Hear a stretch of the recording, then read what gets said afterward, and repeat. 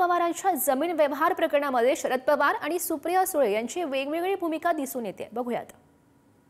पार्थ पवारांचा विषयच येत नाही याच्यात। हे महाराष्ट्र सरकारचा इंटरनल इश्यू आहे, पार्थ पवारांचा विषयच येत नाही याच्यात। याचं कारण असं, पार्थ पवारांनी त्यांना जे प्रश्न पाठवले आहेत ते म्हणलेत की माझी लीगल टीम त्याचं उत्तर देईल, जे बरोबर आहे। पण एकीकडे महाराष्ट्र सरकार आपल्याला सगळ्यांना कन्फ्यूज करतंय। महाराष्ट्र सरकारचं पहिलं स्टेटमेंट काय आलं की जमिनीचा व्यवहार होऊ शकत नाही। मान्य, तुमच्या चॅनलवर पाहिलेल्या गोष्टी मी तुम्हाला बाय सिरियल सांगते। जर व्यवहारच होऊ शकत नाही तर स्टॅम्प ड्युटीची नोटीस कशी काय आली?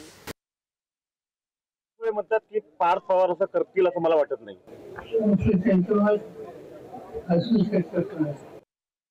भाऊ म्हणून, आत्या म्हणून, आजोबा म्हणून आपण एक वेगळी भूमिका एका व्यक्तीबद्दल त्या ठिकाणी घेऊ शकतो, पण राजकीय एक आमदार म्हणून, राजकीय एक विरोधक म्हणून आपल्याला वेगळी भूमिका त्या ठिकाणी घ्यावी लागते।